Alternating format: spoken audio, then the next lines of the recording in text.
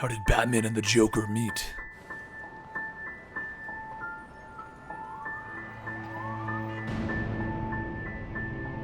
Welcome to the Complete Story Series, where I take trade paperbacks and single issues and I break them down into digestible bites to help you understand. Then I read it dramatically back to you. All alterations to the panels, text, and images are to prevent copyright problems, and all art is owned by its respective companies. This is The Man Who Laughs, a reimagining of the first time Batman and the Joker met, and it ties into the end of Batman Year 1. I hope you enjoy. Captain Jim Gordon arrives on the scene at 4 a.m. as they bring out the first body. The scene is so horrific that some veterans of the force can barely keep their dinners down. And after looking at the face of a mangled and distorted corpse with its own eyes sinking back into its head, Gordon begins to ask, what happened to this city? He walks inside the abandoned factory and he looks around, and what he sees are corpses lining the walls. Things have been getting crazy ever since the appearance of the Batman character. As he's trying to wage a one-man war on crime and corruption, things have been coming up in Gotham that would give a grown man nightmares. The landscape of the city has changed. It all began a few months back with that Red Hood character, a fool running around Gotham in a costume. He vanished after his first look at Batman, but ever since then they've been waiting for the next freak to come out of the woodwork. Not just Gotham is changing. There's a Superman over in Metropolis and a guy called the Flash in Keystone. This is the world now. Batman then lands next to Captain Gordon. What do you think? I think it's bad. Some of these people have been dead for nearly a month. I think whoever did this is practicing on them. Gordon looks at the twisted smile of one of the men. Good God. I think this is just the beginning, Gordon. A few hours later, and across town, Bruce Wayne is having drinks with Henry Claridge. They both look at the local news where the reporter is talking about the reopening of Arkham Asylum. It's only 2 weeks away from it being reopened, and that's when she begins to cough. Then she begins to laugh, and her face begins to deform into a crooked smile, and her blonde hair begins to change into a greenish color, and she falls over dead. A man in a purple tuxedo is suddenly standing behind her. He pulls off his hat, and he looks at the camera, and with a big grin he tells the city, "Good evening, Gotham and Gotham Knights everywhere. Thought I'd take time out of my oh-so-busy schedule to say hi and make a few not-so-veiled threats. Say goodbye, you're all going to die." But before we get to the wholesale destruction of our little terror experience, let's pick a few of our favorite sons. I'm looking at you, Henry Claridge. Bang. The old-timers look to Wayne to get his opinions on the matter that just happened, but Bruce Wayne has already left the club. He went to the scene of the murder ahead of the police, and they all tried to find any clues that they could get. Gordon made his way into the closed Arkham facility, and inside he found Batman. And Batman brought him to a room that had a light on and a poem written on the walls. "One by one they'll hear my call, then this wicked town will follow my fall."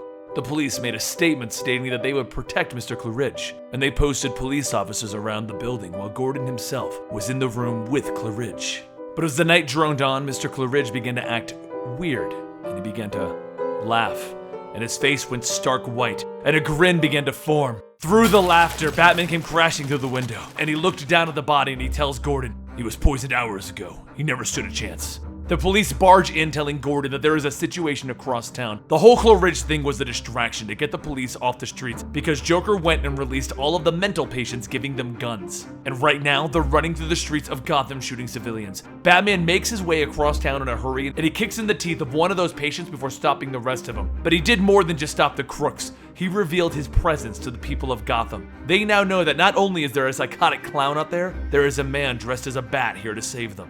Later that night, Bruce went back to his lab to try and figure out this toxin. He needs to come up with a cure if he's going to keep this madman from killing more people. But while he's testing the poison, the madman himself appears on the screen again. "Looks like the old hero James Gordon was unable to stop the fulfilling of my prophecy tonight. But don't let it get you down, Jimmy boy. Things are just fate." "Oh hey, I gotta say, I like my new name, the Joker." He then grabs the paper and he points at another name. "Jay Wilde, the hand of fate points to you. You die at midnight." With the transmission ending, Batman gets back to work trying to figure out how Jay Wilde and Henry Claridge are connected. The night rolls on and the police are stationed at Jay's home as they were with Claridge. Batman informed Gordon that it was a time-release poison that got Claridge. They have taken the steps to keep this from happening again. As midnight rolls through, a helicopter appears out the window of Jay's home, and it crash lands on the front lawn. Suddenly, the lights all go out in the building and smoke bombs roll out of the chimney. Batman throws his gas mask on and his goggles, and he begins to look for a man with night vision goggles on. The Joker walked right in the front door and he began opening fire on the police officers. So Batman threw a flashbang out, blinding him, and then he tackled the Joker. The Joker tried to shoot him, but instead Batman pushed him away. "Get off me! You're wrinkling my threads, buddy boy!" The police officers, not knowing who Batman is, began to open fire on both Batman and the Joker. And in the confusion, Batman throws a grappling line around the Joker, dragging him down to the ground. Finally, the Joker sees who he's been tackling with. "You? Why am I not surprised? They say you're an urban legend."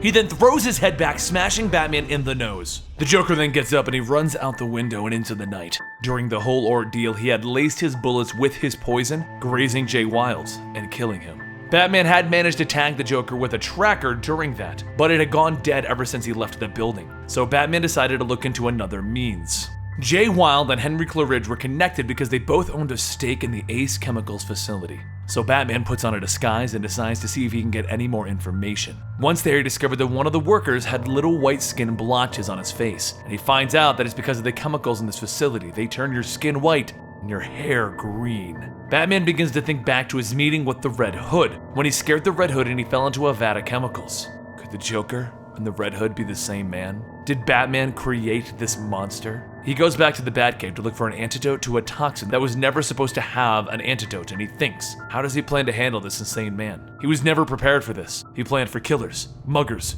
rapists, desperate people doing desperate things, but nothing like the Joker. Then the Joker pops back up on the television to inform Gotham. "Tonight will be a twofer. I'm going to kill Judge Thomas Lane and the socialite Bruce Wayne." Bruce goes back upstairs and he pretends that he just woke up when the police called. Then they station half their force at Wayne Manor. He tries to laugh off the threat and tell the police that he'll be fine. He even has doctors standing nearby. He then walks over to the fireplace to think. He needs to get out of here. He needs to be on the streets. Batman can't act if he's stuck here. There's only one way to make that happen. And Bruce Wayne, he begins to chuckle.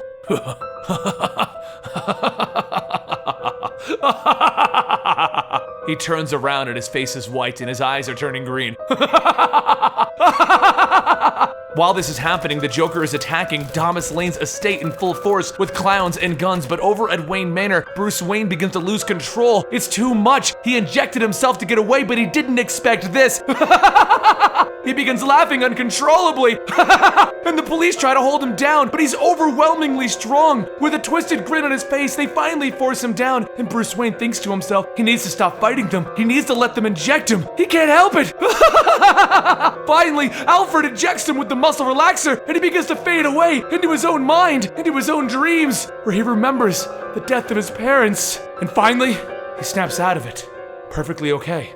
The toxin was far too strong. It didn't work as he intended, but luckily Alfred had the antidote that has woken him back up to the sound of gunshots. Wayne Manor is under attack by the same gun-wielding clowns that attacked Thomas Lane. Bruce Wayne suits back up and he tells Alfred that he figured it out. He understands what the Joker is doing. This is all a diversion. So he jumps back into action, beating down the clowns, and he takes the Batbike into the city. He has to stop him. He has to stop the Joker. He calls up Gordon and he tells him, turn off the city's water reservoir now. Why? He's going to kill them all, Gordon. The whole city, that's what he wants. How do you know this? Because yesterday he was looking at maps of an old reservoir bypass system. I didn't get it then. Tell them to shut off the water. So Gordon calls up the water reservoir, but no one answers because that man has a twisted smile on his face as he lay on the floor. So Batman takes off to do it the hard way, and he drives to the water reservoir as fast as he can. He gets there and he gets rid of Joker's guards, and that's when he sees him.